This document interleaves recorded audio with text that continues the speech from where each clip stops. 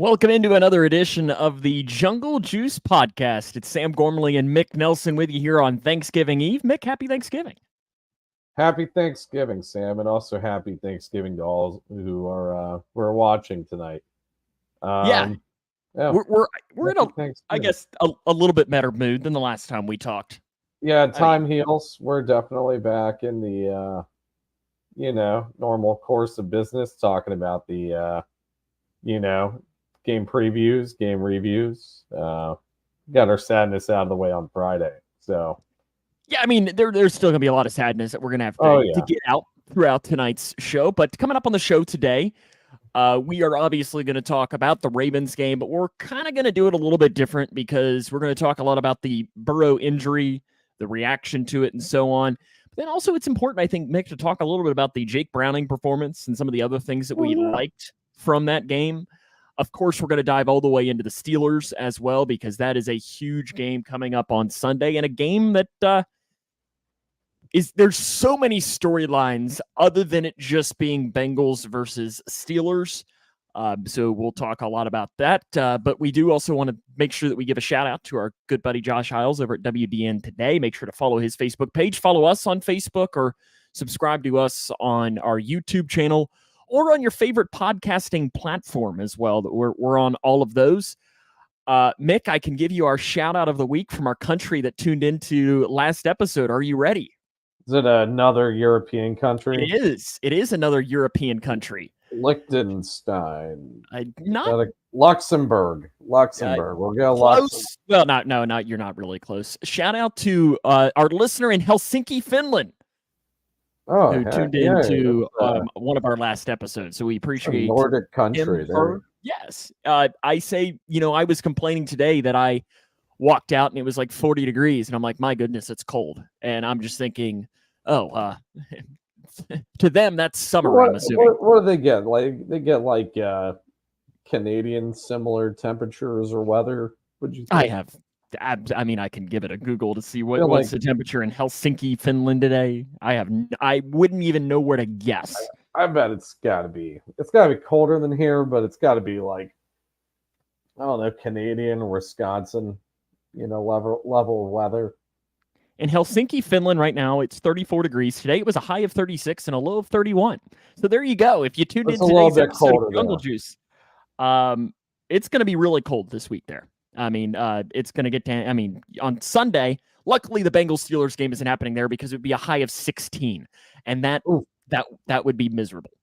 Oof. Absolutely miserable. But we got a lot coming in. You're probably not picking up, but I live right. The fire station is like 2 houses up from where I am, and there's something going on. So if you're hearing sirens in the background, that's kind of what it is. I don't think it's picking up on the mic. I don't think I have quite Yeah, I'm that not good of a I'm mic not for that. hearing And it. they're coming from this way, and the mic's pointed this way. So luckily, it shouldn't pop up. But Frank, appreciate you taking Hello, the time Frank. to tune in. Bengals Ravens last week. Let's come back to the Burrow injury because I feel like that's obviously the big story of the game. And let's not necessarily, since the game has been almost a week ago, I don't think we necessarily need to do the good, the bad, and the ugly from it because it's been a week. Like, it's for one, so much of those points, to me at least, it might be a little different for you, Mick, got overshadowed, halfway through the second quarter or early in the second quarter, whenever the injury happened. And then from that point on, I was watching the game through a completely different lens and wasn't even thinking good, bad, and the ugly. I was more just thinking, is he okay? Yeah, don't worry because you were watching the game through a different lens, and after the Burrow injury, the team was playing the game through a different lens as well. Like you could tell that they were absolutely drained, devastated from the injury on both sides of the football. By the way, because believe it or not, the Bengals were technically in this game until halfway through the third quarter, and I don't know. I just didn't expect the defense to be affected by this as much as they were because, they had 2 stops in a row leading up to the Burrow injury. They had I think they had at least 1 3-and-out, or maybe they were 2 3-and-outs in a row. One of the drives was capped off by a Hendrickson sack. Can't remember what happened with the other one, but I know it was short. the Bengals were able to kind of claw their way back and get it to a 10-7 lead right before the injury. And then, the injury happened, and it just seemed like the defensive side of the ball just gave up. Yeah, I think the injury did. And it makes sense. When you lose your leader, when you lose your starting quarterback, that does take a lot out of you. At the same time, though, you got to be a little bit better. Like you can't happen. 100%. The defense, and I just read a quote right before we came on, Lou Anarumo today, I think pretty much said something along the lines of the last two games, not acceptable. And I think that's an understatement because the last two games, I think an argument could be made that they're probably the worst 2-game stretch. I'm trying to think, you could maybe even make an argument to go back to that 2018 stretch of where the Saints laid into them. It might not go quite back that far, and I'm not even talking yardage wise or points wise or something. I'm just talking about on the field performance. That's back-to-back really rough games after the defense has been playing really well. I mean, they did a good job against a Bills offense that, yes, they fired their offensive coordinator, but it's not like that's me and you out there playing. They got one of the best quarterbacks in the NFL, did pretty well against the 49ers, with Christian McCaffrey, who in my opinion is maybe the best running back in the league. And then you go back and did a really good job against the Seahawks offense. Again, not an elite offense, but it's not a bottom-tiered offense either, like they're going to play on Sunday. See, my take on this is that this unit's it's been a very inconsistent bunch this year because, you mentioned some good games, but there was also the game against Tennessee, which might be, I think it was probably the worst defensive performance this year. I know the Texans game could give them a run for their money. I'll say the Ravens game just because of the Burrow injury. We'll just throw that out and chalk that to the injury, just devastating the entirety of the team, the entirety of the defense. But you've had the Tennessee game, the Arizona game. It looked like they were struggling a little bit. They were missing a lot of tackles in that week. The first Ravens game, and because we didn't walk away from the week 2 game against the Ravens thinking, oh, well, the Bengals offense was the problem today. They couldn't stop Lamar Jackson. So, I mean, I don't know what type of – I feel like it's got to be a particular type of offense, right, where there's a mobile quarterback involved where, I don't know, where the defense is struggling as much, or are they just struggling against teams with good offensive lines, except for Arizona, I guess, and Tennessee. So it can't necessarily be that either. I'm just not able to put my finger on it. What this defense really struggles against. What I'm really curious is Baltimore, one of the things they do the best is they run the football. They do it really well. They have a good offensive line, and they do that. And the Bengals in that game, admittedly so, were without their best run stopper and Sam Hubbard. Same thing with Houston. Houston ran the ball down their throats. I mean, Devin Singletary had 150 yards rushing in the game, something absurd like that. The Texans average 3.3 yards per run. There's no reason that game should have gotten out of hand.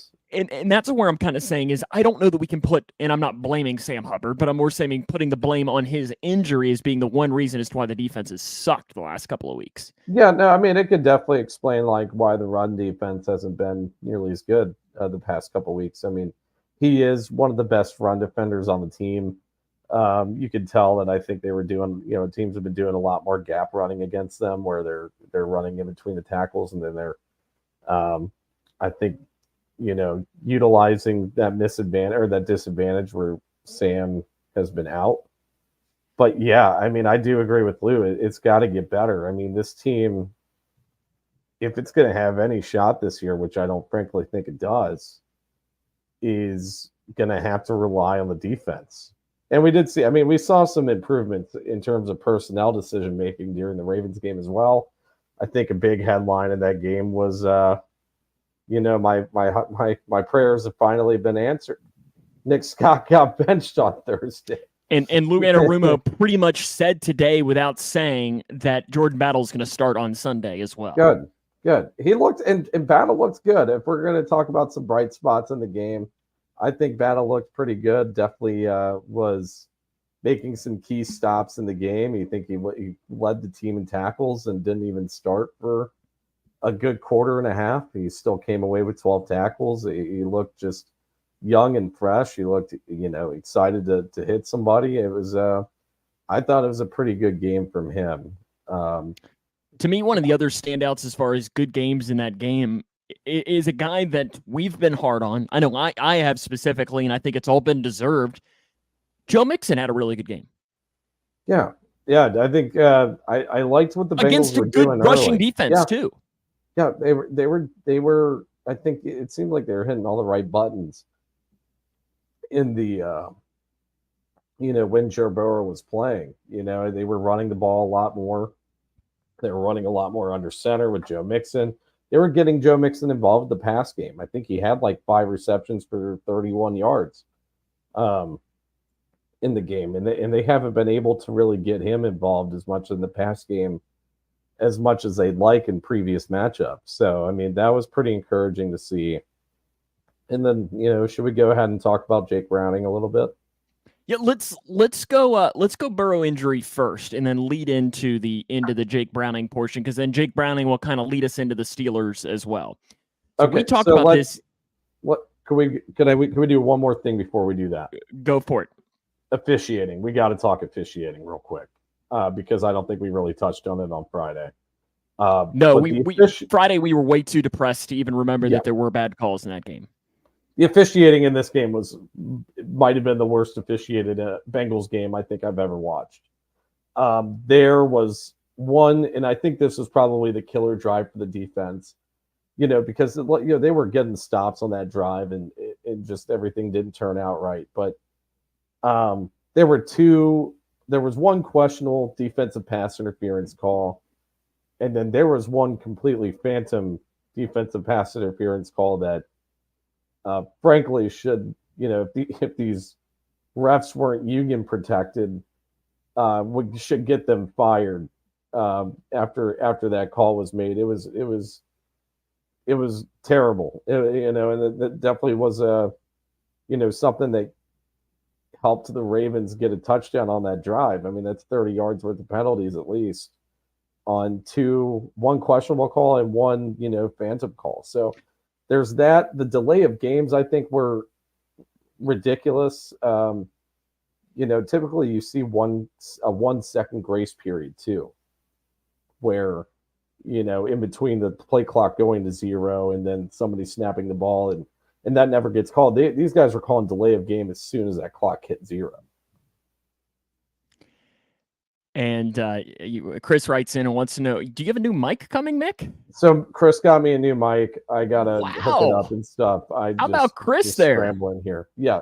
Brother-in-law of the year, right? I think we got to put him as a producer of the show now, since he got me a mic. We got to put it on the ribbon here. Credits? Or we'll just do end credits. We'll put executive producer Chris. I think I can edit that on the fly as we're doing this. Shout out to Chris. We'll just shout out to Chris, our executive producer. We're giving him even the executive title. Throw him the EP here. Okay. That's my brother-in-law, everybody. It's my the man of the hour.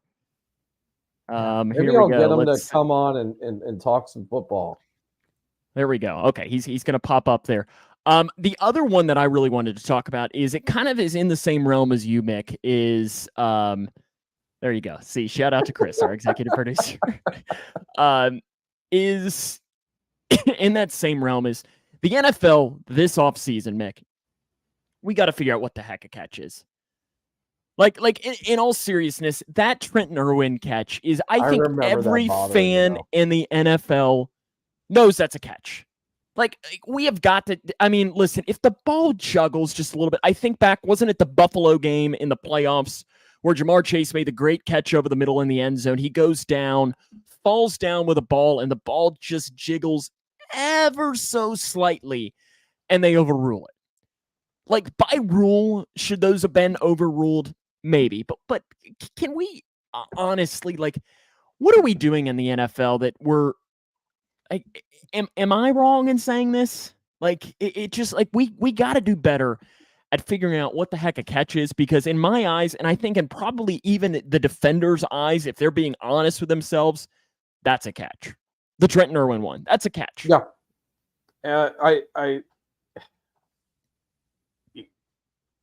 I'm kind of torn on this, right? Because I think like the official's call was right in terms of what a catch is according to NFL rule standards.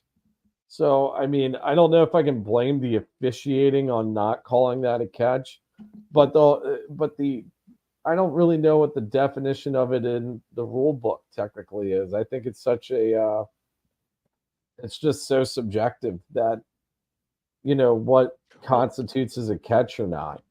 And wasn't that like 3rd down and 5? It was, That was a about momentum the killer. 50-yard It was line. a momentum killer for the offense. And the biggest part about it is who was quarterback at that point. I think it was one of Jake Browning's first drives. That was huge for him. He picks up that first down. Listen, do the Bengals win the game if that pass is complete? Probably not. But you never know if they get points there. They would be right there intact with the Ravens. I don't think, listen, Jake Browning versus Lamar Jackson, you're not going to win that battle. Obviously, because, listen, Lamar, love him or hate him, I'm not necessarily the biggest fan in the world, and I've been open about that, but he's still, obviously a much better quarterback than Jake Browning. But it's just like we have got to figure out here in the off season how and what a catch is, because right now we're looking at this and we can be like, oh, well, by rule, that's not a catch. But in all reality, like, come on. Like the little, like I got my little ball here. This is not even like a football, but that little juggle is that really? I don't know if anything's going to happen out of it though. I don't think it will. This out for a long time, pretty much ever since instant replay. Dez Bryant. Yeah. Well, I would say there were even issues before the Dez Bryant thing. Just the fact that the Dez Bryant thing happened in a huge playoff game and pretty much decided who went to the NFC Championship that game, I think put it under a little more scrutiny. But there's a few other plays. I think it was Pittsburgh, New England, 2017. I think a Jesse James touchdown that ended up getting overturned because of that exact thing. I don't know. I can't really blame the officiating on that, but that's just an NFL rule that just the NFL catch rule is and honestly, Riley's right here. Yeah. He writes in and says here that the hip drops, and I think that's honestly let's hit on this a little bit too. Before we talk about the whole Burrow injury, and we'll get to that because we talked about it on Friday. Riley writes in, he says, but they're going to ban hip drops. Don't worry, the NFL knows what they're doing. The outlash, and even it was from John Harbaugh, about against Logan Wilson, pretty much insinuating he's a dirty player. And I know Logan Wilson spoke today and said how he's gotten messages. His wife has gotten messages from Ravens fans. Like, listen, I didn't think either one of those tackles were even close to dirty. It's one of those, like, it's football. And even you saw it there in the art, and I saw a ESPN thing. And listen, I'm going to mention the name, Mick, and I'm not sure if you saw this. Talking about the Bart Scott versus Ryan Clark debate. Yes. Shout out to Ryan Clark, by the way, for having a brain. Yes. But that was hilarious. And if you haven't seen it, Bart Scott pretty much says Logan Wilson's dirty. Was pretty much his long story short of what he was saying. And Ryan Clark's like, that's football. Mick, can we go back to, what was it, in 2021? Wasn't this the same guy that went on ESPN saying that Joe Burrow is a red dot and the Ravens are coming for him? Like, that's not dirty, but a tackle on a tight end is? Like, Bart Scott might be the biggest clown in all of sports media, and that includes Booger. That includes who else is a clown? Skip. That includes us. Us too. Definitely includes Alex Schubert. Oh, dang. Alex Schubert getting strays and he's not even on the show. But yeah, no, that's Bart Scott. Terrible take by Bart. He's also the same one that said that T. Higgins intentionally caused DeMar Hamlin to go into cardiac arrest. The guy's a freaking idiot. And that's a very nice way of putting it. ESPN keeps him employed just because he has these awful takes. That's the only reason they keep him employed. I don't know why they'd want to associate themselves with this guy who's making all these all these outlandish claims about Bengals players being dirty when just normal football things happen. This is also the same guy that he played right next to a professional headhunter in Ray Lewis. You think Ray Lewis was out there to I'm not saying Ray Lewis played dirty. He played 2000 styles football, but really, you played it. Did do some dirty things allegedly in Atlanta. Yeah, allegedly. You played next to an alleged murderer. Alleged. We're not accusing. Alleged. We're not, yeah. Yep. Allegedly. Don't come after us, Ray. No, please. I don't want to see him in a dark alley. Of all people, like, he might be in NFL history the last guy I'd want to see. Like, if I get into a dark alley and I see him across the way, like, I'd run the other way. Because I don't want him anywhere near us. But to shift gears, sticking in the injury category, is we got to talk about it, the Joe Burrow injury. And we talked about it on Friday. If you missed it, you can go back to our show from Friday where we had pretty much our immediate reactions with our good buddy Tommy Lipscomb. You can find that on our podcast platforms, all the different ways for you to do that. We had a good conversation with him, and that was kind of our immediate thing. But I think in the days that have gone along, of course, this guy's going to write in here. Brian Love writing in. Of course, we get the Steeler fan that starts to write in. Who is this guy? This is my former boss. This is Flip Daddy's Brian. Yes, this is not probably the Brian you're thinking of, because I had two Brians that were bosses at Flip Daddy's. This is not B Hole. This is B Love, as we called him, and he has very poor taste in football. Guy? Both were. So we had two. I had two kitchen bosses, but I think you're probably thinking the other one. But whichever one went to Newport. That's B Hole. So B Love is the other one.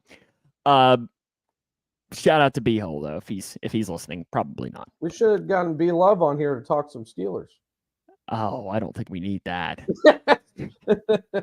Sorry, B Love. I heard from him enough in commenting though. We'll give your comment some love out here. See if there's anything. I heard enough from him in like the year and a half that I worked with him that I didn't need to. To have him. So when would this have been the thing? Oh, this was I worked with him the day of the game. Oh, the game? The game in 15-16. Yeah, that one. Oh. Yeah. Not fun. I was very depressed. But the Burrow injury, and I think the fan reaction to it has been very interesting, Mick. Because I think we've seen, and I think it's hilarious that we always talk about the couple stages of grief. And we're seeing everybody go through these stages of grief at different points. Like, we have the people that are denial. Like, Zach Taylor didn't necessarily say in the press conference earlier this week that he is officially out for the season.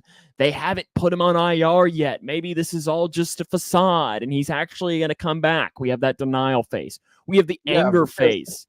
The anger phase of people getting mad because he got hurt and they're just wanting somebody to blame. I mean, they'll literally blame anybody. I'm shocked that Logan Wilson didn't get blamed for that as well. I mean, he's already gotten blamed for other injuries. But I've just been very interested in all of the different reactions from it. And then you have like Megan. I'm in grief, and I feel like that's where I am. Is I'm just like, this sucks. And see, here's Riley. Riley is probably in more of the he's looking for somebody to blame. And he's blaming Frank Pollock. And I'm not saying whether I agree or disagree. I'm more just saying that we've seen here, even in just these comments. But Mick, what have been your takeaways from the fan reactions to the Burrow injury? My takeaways, I've just got one piece of advice. It's, guys, it's football. It's tough. It stinks that we're going through this after we went through it 3 years ago, I guess. But, with every, tragic thing that happens, there comes opportunity. If the season is somewhat lost, you are going to see potentially more rookies get some playing time. You can see their potential there. You're going to see draft position become a big thing. And, I've said this. I said this in the off season because of the whole, before the season because of the whole throw calf injury thing. We weren't sure how serious it was at the time, but in terms of tanking and getting good draft position, you see really good NFL franchises do this sometimes. You've seen the Niners pick top 5 plenty of times, and they've been in NFC contention for the greater majority of Kyle Shanahan's tenure there. You've seen Harbaugh do this sometimes with the Ravens, where they have a dud year once every 3, 4, 5 years, where they're picking a little bit higher. It's football. It is what it is. This championship window for the franchise doesn't close until Joe Burrow is gone, and hopefully they find, a really good successor 15 years from now. But I understand where a lot of people are coming from. A lot of people are angry. I was initially angry the day after, and I kind of agree with Riley still in terms of firing Frank Pollock. I mean, let's face it, Sam. This franchise has spent the money and resources necessary to have a decent offensive line, and they still don't have one. I feel like the Frank Pollock conversation will almost need to, because I'm starting to begin the process of, sadly, our off season. Like we've been talking, Mick and I, off air about how to keep our shows going during the off season and how some of our topics were going to go. And I think, Mick, if we were being honest, when we had that conversation, about 4 weeks ago or so, we were probably thinking that we were going to have shows pretty much planned at least through the end of January.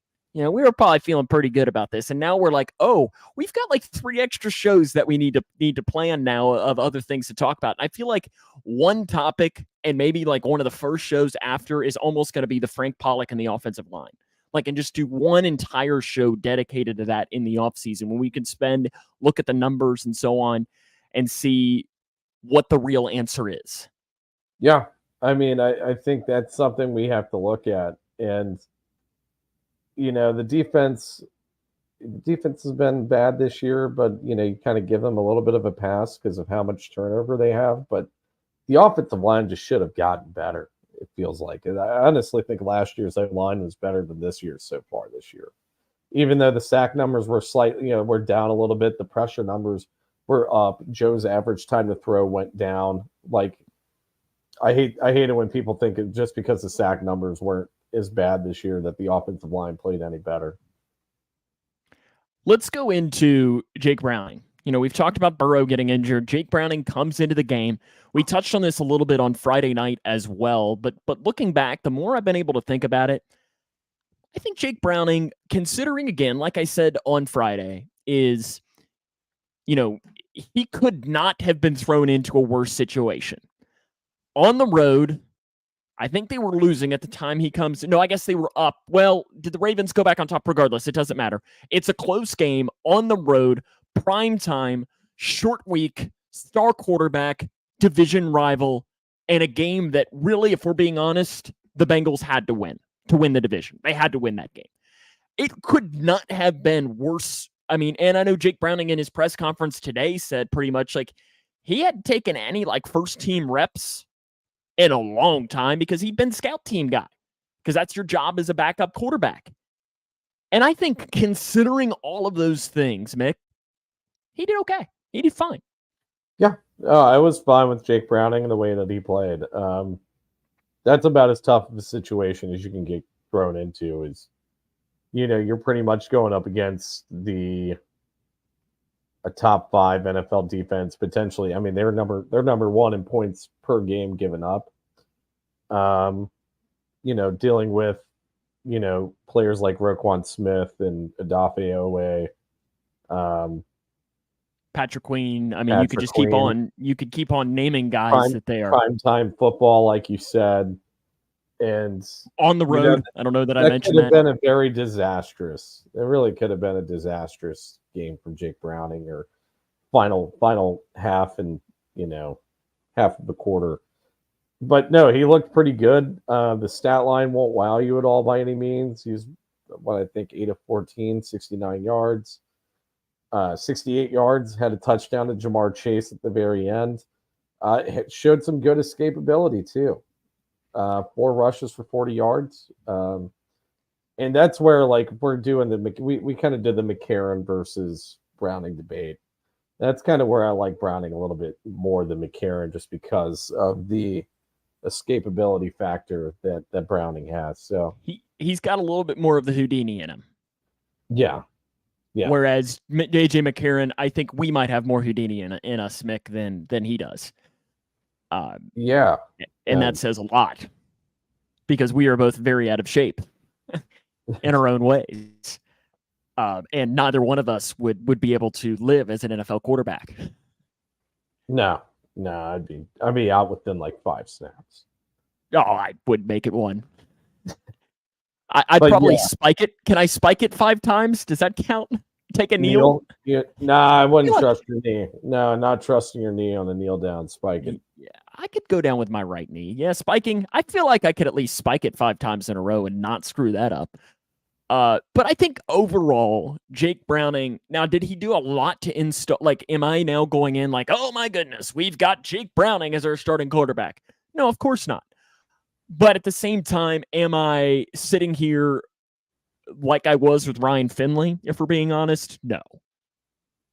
See, there was some hope with Ryan Finley, though. Was there? 2019 there was, because he had that really good preseason, and then like Andy got benched on his birthday, and then you're like, oh yeah, let's see what Finley's got. Then that was bad. If you're talking about the 2020 start against the Steelers, I mean, I guess we should have had more faith in him to begin with, but we did. I mean, it's that, again, like I said on Friday, one of my all-time favorite Bengals wins. Without question, it will always go down for this. And listen, Jake Browning can have another one of those, because I think that this Steelers team this year and that Steelers team have a lot in common. I think this is probably perfect for us to transition into talking about this game, and the fact that that Steelers team was, like 11-2 at that point, something along the lines of that. Yeah. And, this Steelers team is 7-4 or whatever the record is. And I think that both of those teams are vastly overrated as far as their record. Like, I don't think either one of those teams, I mean, this team is not great. And that team a couple of years ago was definitely not 11-2 good.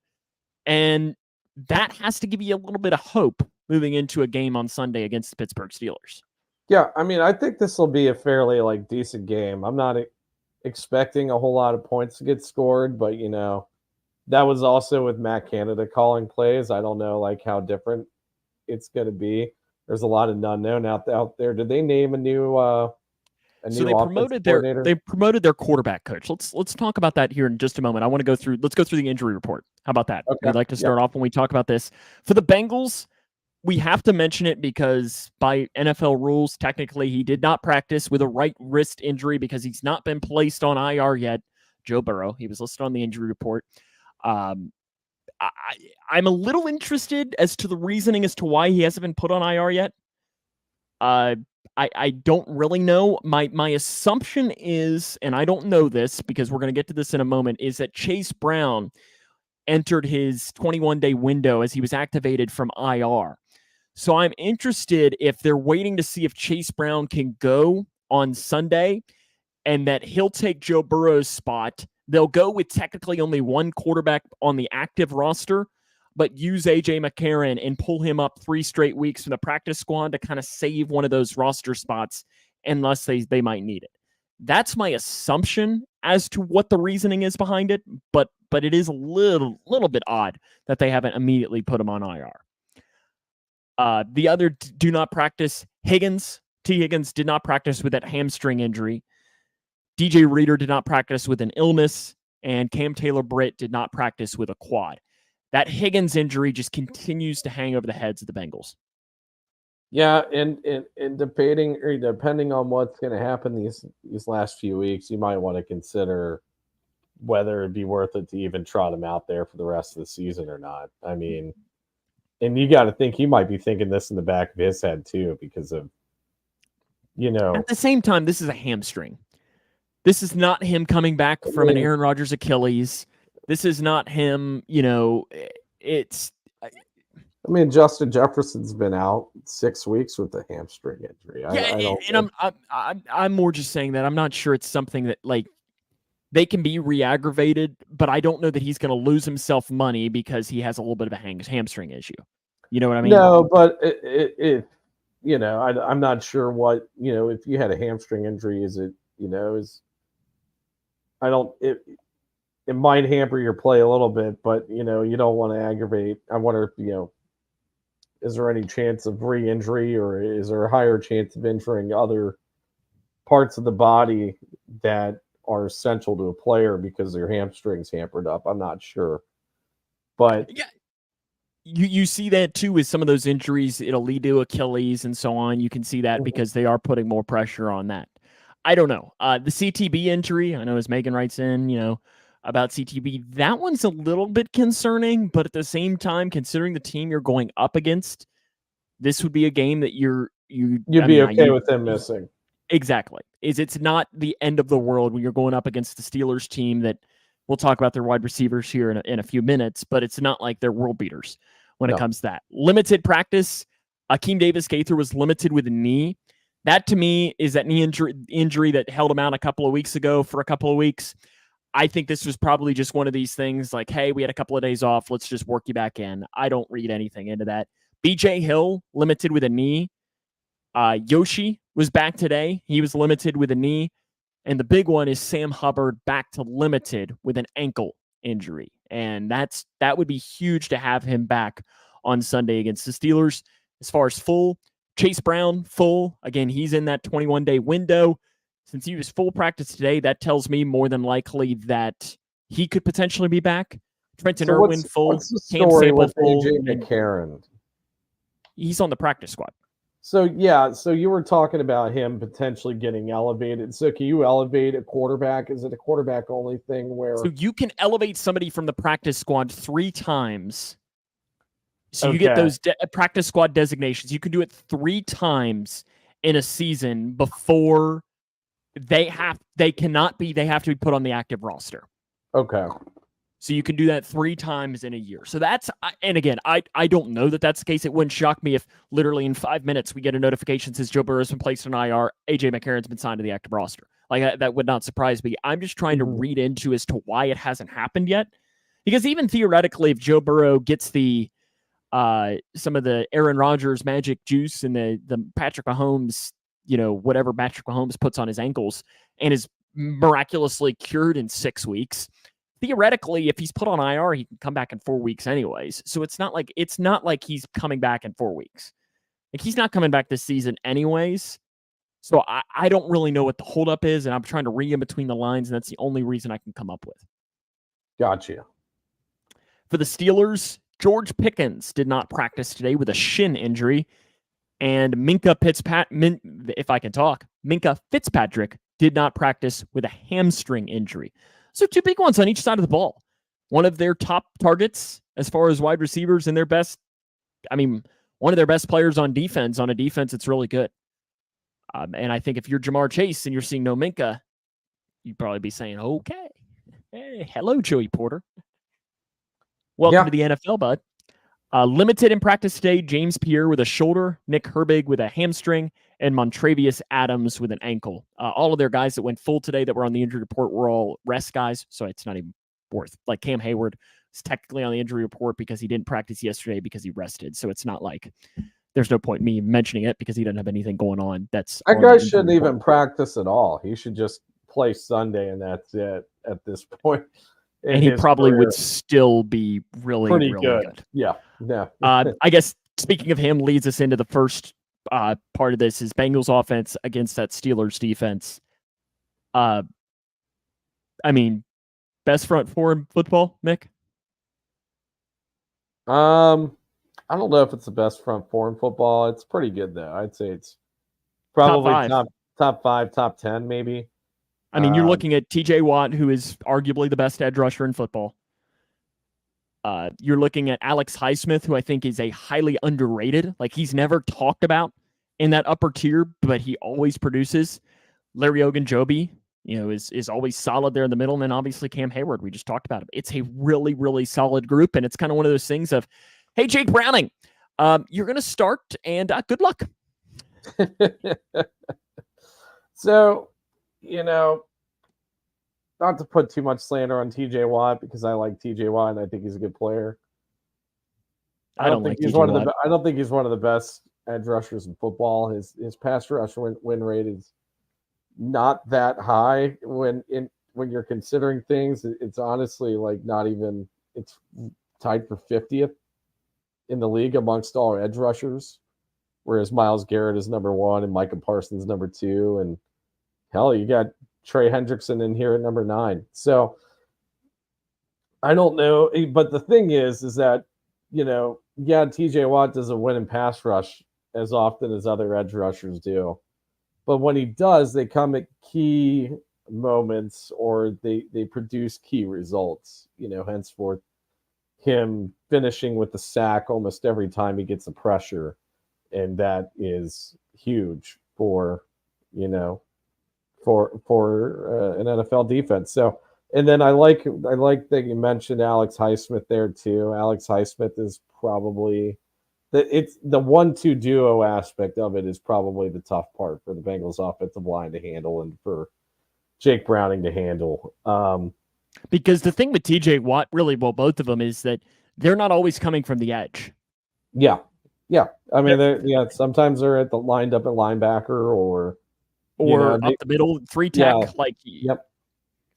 You see him run stunts and so on, and that's going to be the hardest part for a young quarterback to learn how to do. Because you can't, like, Joe Burrow is lucky in the realm that he's faced the Steelers however many times in his career. He's starting to learn those things. Jake Brown, it's such a talented defensive line that you can't just learn those things watching film.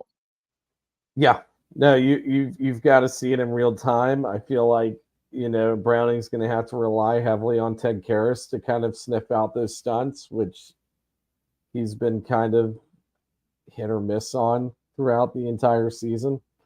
It's going to be a pretty tough matchup. I mean, it's not fun when you're, an NFL quarterback just now getting your first chance at live action in a game, and you're going up against the Ravens and Steelers in back-to-back weeks. So, I mean, going to have to find a way to figure it out. Now, the pass rush is pretty good for the Steelers, but I would say their coverage game isn't that great. Yeah, you were leading right into my next point. Yeah, so I mean, you've got really good receivers, and I mean, they've got one good coverage guy in Joey Porter Jr. and then Minkah Fitzpatrick if he's playing. But you're going up against corners like Patrick Peterson and who's the other guy? I don't want to forget this guy here. Going up against Patrick Peterson is 75 years old, though. Yeah, and Levi Wallace. That's the other name I was thinking about. Both of them have given up passer ratings over 100 this year and have graded pretty poorly in coverage this year. I mean, so I don't know if T's going to come back, but you still have a pretty good, competent group of receivers to go up against these defensive backs, I think. So you got to find a way to get the ball into playmakers' hands there. Realistic expectations for Jake Browning on Sunday.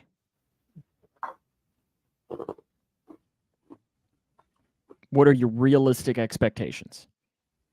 We talk about stats, or are we talking about like overall productivity? However, I mean, that you can take that however you want to. I could see him throwing for maybe 200 yards. I don't see him throwing for more than 200 yards against this defense. I agree with Josh. I don't know. Yeah, I think Josh hit the nose on the head. Is in a lot of ways, I think you're almost telling Jake Browning, and you tell him this without telling it to him exactly, is don't lose the game. Yeah. I think he can game manage. I mean, I think Jake's pretty smart with what he does with the football.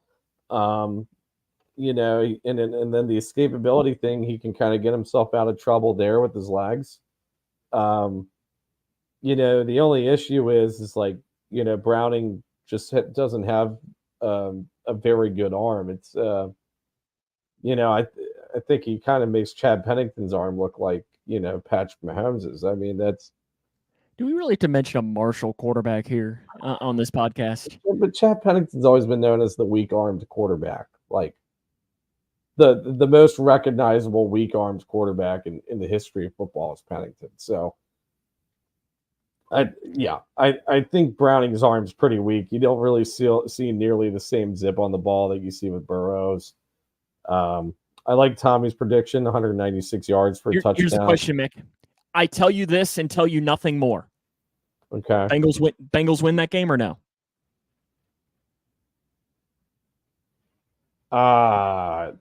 Yes. I don't know. I think it could go either way with that stat line for real. I think for me, if I would have told you 196 and 2 touchdowns, you probably would say Bengals win, right? Oh yeah. Yeah, I'd say Bengals win that game. And I think that to me is I really want to see Jake Browning, because I know Jake Browning said in his press conference today, it was really funny too. He pretty much sat up there and it was kind of one of these things that he goes like, now you guys want to talk to me. Like because they said, like, how was your week changed? I think James Rapine's first question to him was that. And he goes, well, now this Wednesday press conference thing's a little different. Like usually now I'm sitting in the back and nobody's trying to talk to me or anything. But it was just kind of funny listening to him with that. But he said that he told Dan Pitcher, the Bengals quarterback coach, on Saturday. So this past Saturday, he texted him and said, I want you to create the game plan as if Joe Burrow is playing. Like, I don't want this to be a backup quarterback game plan. And I respect him for saying that. I'll be interested to see. Like, I don't think they're going to go to the full Burrow, but will they go full backup quarterback? I'm hoping we see something in between from what the game plan is. That's the one thing I really like about Browning is that he's got a lot of confidence. He's got a really good head on his shoulders too. When he's played in some big games. He has. He's played in some big games. I think, did he make it to the CFP one year with Washington? He played the Rose Bowl. It's either him or it was Eason. One of those two quarterbacks made it. Because Washington was definitely in the CFP at least once. But yeah, I mean, he's played in some big games. I mean, he received Heisman votes at Washington. Like, he was a good college quarterback. And I was pretty impressed with a couple of his pressers that I watched over the past week. It seems like he's kind of ready for this opportunity now. Going up against NFL defenses is, in regular season play, it's a little bit different. But you're telling me that the Steelers' defensive front is a little bit different than going up against Arizona State? Yeah, just a tiny bit. Is that what you're saying? Just a tiny bit. But yeah, I'm pretty intrigued into what Jake Browning. And you know what? Riley says this: if it's standard Zach Taylor play calling, then it'll be a bunch of dump off passes and short yardage. Honestly, that's what I would call for this game for Jake Browning. You're trying to build that man's confidence up against a really good defensive line. Let your playmakers make plays. Yep. And he kind of did that. I mean, he definitely made a few shot plays during the game. Like, I honestly thought he threw the ball more downfield than I typically saw Burrow doing when he was playing against the Ravens last week. Ditto, Josh. Amen. Couldn't agree with the quote. I can't love a comment from the stream on this side, but I would hit you up with a love on that if that means anything to you. Let's switch gears and talk about the Bengals defense against the Steelers offense. Earlier this week, I guess it was yesterday, it comes out that Matt Canada has been fired as the Steelers offensive coordinator. Does that actually matter, Mick? It kind of scares me a little bit. And the only reason why I say this, and it's really only applies to head coaches, I don't really have a good history of, coordinators getting fired mid-season. How does that unit respond? But just anytime you see a head coach get fired in the middle of the season, you see that team just dominate the next week. So, ergo the Raiders this year with Antonio Pierce. So I am worried that, there's just going to be an entirely different offensive game plan. And, the players are going to respond really well to Matt Canada getting fired, which I think how could they not? And it's not like they don't have a lot of talent on the offensive side of the ball. So yeah, I mean, I am a little worried about Canada getting fired. And did they announce a new guy? They promoted their quarterback coach. Do you have any? They promoted their quarterback coach. Yeah, I don't know. It's some guy. If I'm being honest, Mick, this might shock you, but I'm not an expert on the quarterback coach of the team I despise more than anything. I don't know. I saw his name. I'd never heard of him. But then again, I didn't really read his name enough to process whether I'd heard of him or not. Oh, my God. Terrell Austin's really their defensive coordinator? Yeah, you didn't know that? He's been there a couple of years. Oh, God. Ew. Yeah. It's kind of funny. Eddie Faulkner is this guy's name. Okay. Yeah. See, that man we could have invited him on the podcast tonight, Mick, and I would have had no idea who he was. No. Running backs coach. So I thought he was the quarterback coach that was promoted. No, he was the running backs coach. Facts are optional, I guess, in this podcast. Anyways, so running backs coach. So I wonder if they'll give the ball to Najee a little bit more, or if they give it to it's co-offensive coordinators. Okay, it's co-offensive coordinators. Co? So actually, what it says here is that Eddie Faulkner, this is weird, is the offensive coordinator, and Mike Sullivan is the offensive play caller. So Mike Sullivan is their quarterbacks coach, which that's a little odd, but so I guess it's coordinator's not your play caller. I don't know, but well, this says here, I don't know. It's both of them are in the realm, though. It's so I wasn't necessarily completely wrong on that. But Mick, you mentioned that the Steelers' offense has talent. Yeah. If I'm being 100% honest, do they really? Like let's talk Kenny Pickett here for a second. I don't think Kenny Pickett is. I don't think Kenny Pickett kind of suck. Like I'm trying to take off. I think it's entirely a Matt Canada issue. Is it though? Yeah, you had Trubisky in at some point during the Jaguars game this year, and obviously started off the year last year. Both quarterbacks have graded the same in terms of their overall production you're using Mitchell Trubisky as a. Yeah, I mean, here's the thing: if Pickett was that bad, then Trubisky should be a significant improvement, then, right? I mean, well, I don't think he's that bad, but I think Mitchell Trubisky is who he is. Yeah, who would you take right now? Just who would you take in terms of Mitchell Trubisky or Kenny Pickett?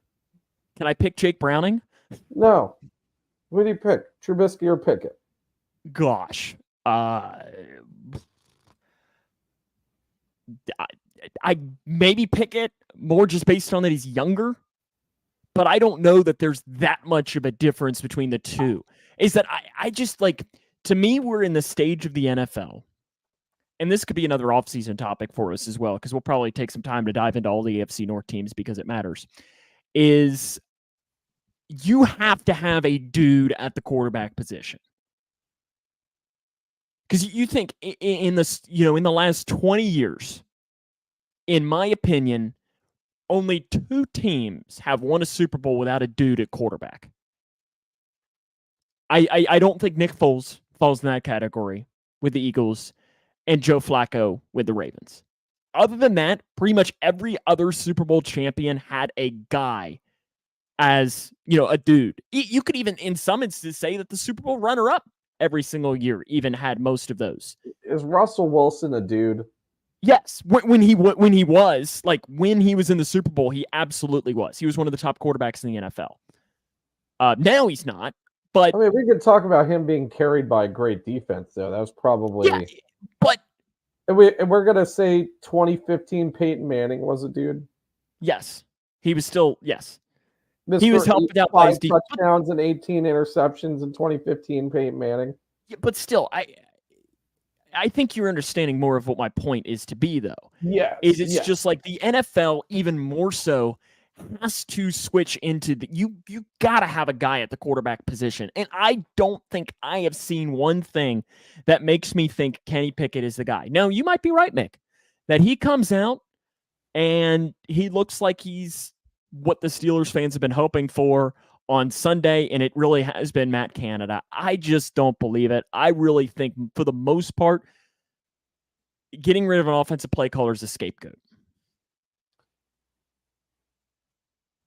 I would say that if you didn't get similar quarterback production from the backup, and the offense also the offense looked just as dysfunctional as a whole, with Trubisky playing. So I really, it's kind of like the fool me once, shame on me, fool me once, shame on you with Matt Canada. It's like, it's not like his scheme was working for the other guy either. So, I mean, and we could talk about, Trubisky and all of his shortcomings as much as we want. But Trubisky is a guy that has had success at the NFL level at various points in his career. So, yeah, I mean, I don't want to. I'm not going to say Pickett is a bad starting quarterback because I don't think he is. I don't think he's great by any means. I think his ceiling is Andy Dalton. I think his ceiling is Andy Dalton, which honestly, yes. Like I feel like maybe a little bit better than Andy Dalton, but I'd say about the exact same. Yeah. I think that's kind of what the point is that I was making is that. So you're telling me that you're playing Andy Dalton on Sunday. Like that's what I'm hearing as an NFL. And we have a defense like the Bengals that has been struggling, and you're saying you're going up against Andy Dalton without his top, maybe his best wide receiver, George Pickens. This is a get right. This is a get right game for the defense. They have to get it right. Now you do have other receivers you got to deal with because Pickens is out, but Freiermuth's coming back, and they've had issues covering tight ends this year. Obviously Deontay Johnson, which I'm not sure what is going on with him. I heard that he had some type of nothing physical, but some type of vocal riff with the coaches during the Browns game. So I'm just not sure what his mindset is right now. You've got Allen Robinson, who is who's frankly a shell of himself at this point in his career. But thing is, they do have one really good running back that's not Najee Harris, but Jaylen Warren. He's been coming out and playing really well the past few weeks, especially in the pass game. It seems like he's the only functioning part of their offense the past few weeks. So they've got some guys on there. It's not like they don't have talent. Yeah, it's just like I don't know. I am very interested to see how because like you said, when a guy gets fired, teams either rally or they fold. And it'll be interesting to see if these guys can take this. And honestly, I can't tell whether the week of the offensive coordinator getting fired is a great time to play an offense or a bad time. Like I can't tell which side I want to be on as far as that, because you're getting these guys who are trying to find their way, but finding their way can almost be a good thing and a bad thing. Yeah. I mean, just from recent memory, I mean, how the Bills fired Dorsey a couple weeks ago or a week ago, and they went up against a top 5 Jets defense and hung up 32 points on them. So, I mean, that's something. Now I know it's Josh Allen and company there, but, this is Kenny Pickett. But, I mean, that's just, that's something that's recent that's happened with the coordinator getting fired. So, I don't know. I'm very intrigued, though. Game information for this Sunday, 1 o'clock, Ian Eagle and Charles Davis will be back on the call. So if you get to watch that, you get that gift if you like. The ruler of the jungle, Mick, Domata Peko. I love it. Yeah. We've seen Domata at public places a lot as kids, honestly. I mean, oh, yeah. And I know that most people, I mean, you could see all the stories of, I don't know that anybody has had a negative interaction with that guy. No, that's just a great human being. And I'm really excited that he gets to come back and be the ruler of the jungle.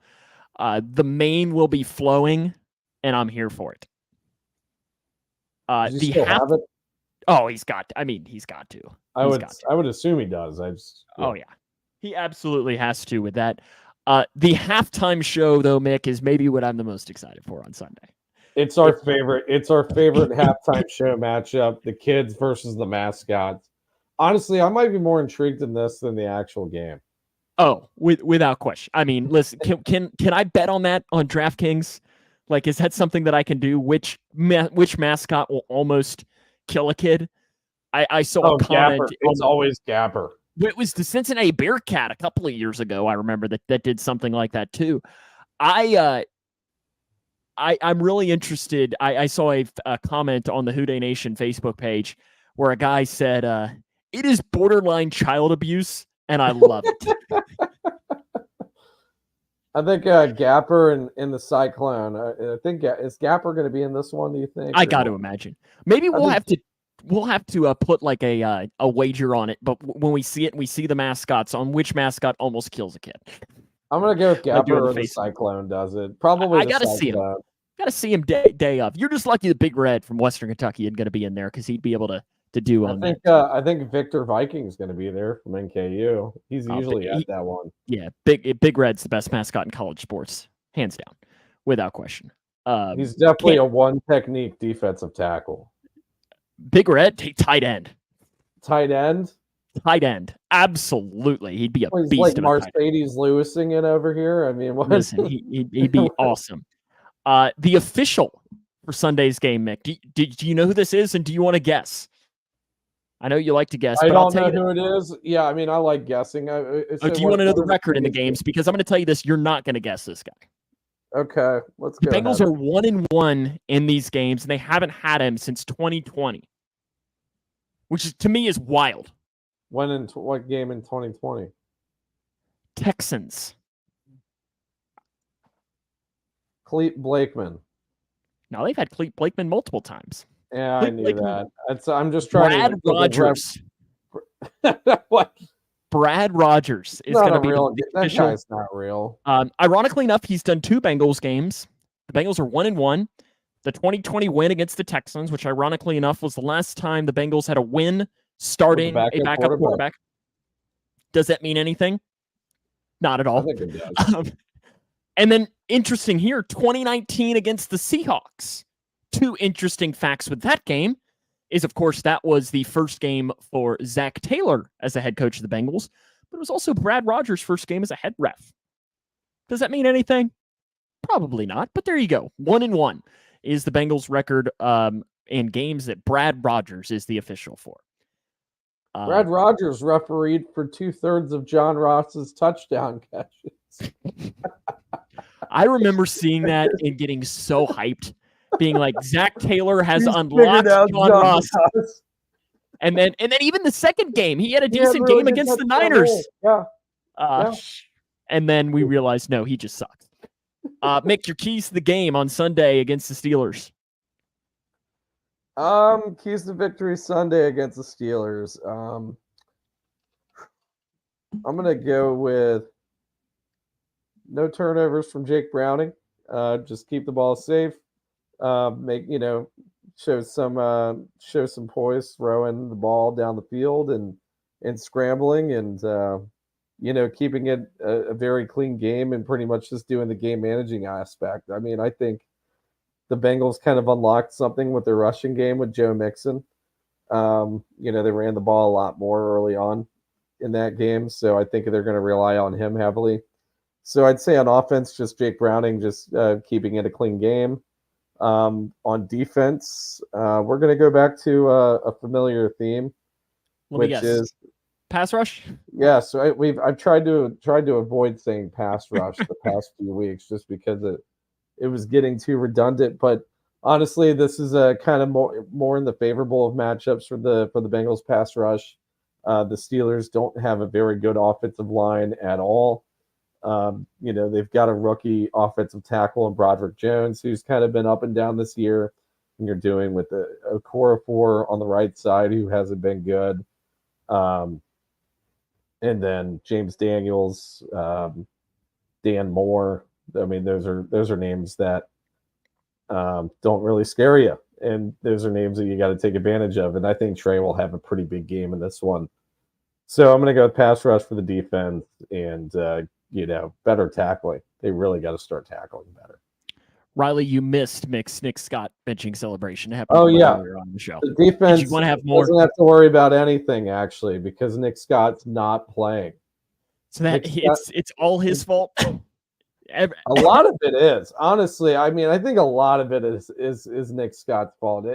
I think we overrated how important I think we overrated how important the safeties are in NFL defenses, because we've been dealing with a top 5 safety duo the past 2 years, and then both of those guys leave, and you get Nick Scott to replace one of them. and Dax. It's not like Dax has been, to that Vaughn and Jesse level yet this year. I mean, he's shown some promise, but I don't know. Yes, Riley. I did celebrate earlier about Nick Scott. I should have been a little bit sooner. Let's make our picks for Sunday, 1 o'clock. Bengals against the Steelers on CBS with Ian Eagle and Charles Davis. Mick and I will both be in attendance. I know we both said that, this is when they need the fans even more. And Mick, I know I picked first past couple of weeks, so it's your turn. Who you got? Bengals, Steelers. I think it's going to be a close game, but I'm going to go Steelers. Steelers 16, Bengals 13. That's what I'm giving you. Yeah, I mean, fair enough. And hey, the last time I picked the Bengals to lose, we won. It was the Niners. And you know game. what? No, didn't you pick the Bengals to lose against the Ravens? No. Oh, you did pick the Bengals to win? Oh, I'm putting my fist down, Mick, because I can't pull it out of me. Nope. Bengals 90, Steelers 0. Jake Browning passes for 600 yards and 14 touchdowns. I don't know if that math adds up, but no, I'm going to go Bengals 16, Steelers 13. Oh, wow. So same score, just flipped. Yes, that's exactly what I was thinking. Bengals 16. I think, like Riley said here, it's a money Mac kind of day. And I think that Jake Browning does just enough to win the game on Sunday. And I think it's more of just showing that the Steelers offense was not all just Matt Canada. We'll see. Yeah. I feel like we're not going to see any huge change in the Steelers offense until they get a completely new guy in on the offensive side of the football. So, yeah. Personally, I think they should have given Matt Canada a lifetime extension, but that's just me. That's just me. What? I was going to say, you have no particular motives for that. No, I'm not biased by any means when it comes to that. I'm only just stating facts. I think he's fantastic as an offensive coordinator and did a great job there. And I think they should keep Kenny Pickett as their quarterback for the rest of eternity because I think it's phenomenal having him there as the quarterback. But to everyone who tuned in today, thank you. Have a great Thanksgiving as well. If you celebrate, happy Thanksgiving. If not, happy Thursday. Tomorrow, enjoy it. However you might be celebrating. If you're going to see us out there in the at the game on Sunday, be sure to say hi. We'll be outside probably at Bengal Gyms before the game like usual. So stop and say hi and give us a high five or tell us that we're wrong or something like that. Make sure you follow us on our social media channels. We're on Facebook. We're on YouTube. We're on all of the podcasting platforms. And also make sure to follow our good friend Josh Isles over at WDN Today on his Facebook page for all of the action for Bengals content there as well. Mick, any parting thoughts? Only shout out to Chris, my brother-in-law, who's our new executive producer, and also happy Thanksgiving, everybody. Thank you for watching. Yeah, absolutely. Shout out to Chris, our executive producer. I don't know that he knows that he's the executive producer. I'll let him know. I'll let him know in a few minutes. Make sure that he knows that there is no salary to that position, Mick, because I don't think either one of us can afford that. No, it's a voluntary thing. Okay, well, good. I'm glad that he involuntarily volunteered to be our executive producer. It makes perfect sense to me. I mean, you let him marry your sister, right? So that sometimes you got to do things as a family member. Okay, got to take one for the team, as we say. Have a happy Thanksgiving, everyone. Enjoy the game on Sunday, and hopefully, when we're talking back here next Wednesday at 8:00 Eastern, that it'll be a happy day, and we'll be able to talk about a Bengals victory over the Steelers, because there is nothing I enjoy more in the world than the Bengals beating the Steelers, especially with a backup quarterback. It's happened before, guys. Ryan Finley, bring him back. Have a good night, everyone, and Hoo Day. Hoo Day. See you guys.